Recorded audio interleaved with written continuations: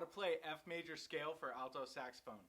So we're going to start on our low F with no octave key, and then from F we go to G, then A, bis, B flat, C, then when we go to D we add the octave key, then E, and then our high F, and then we come back down. E, D, C, this is when we release the octave key on the back, then bis, B flat, A, G, and F.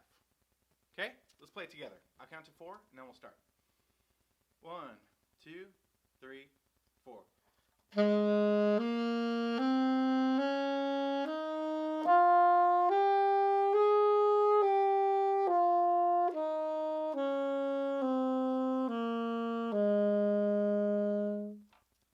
That's your F major scale for alto saxophone.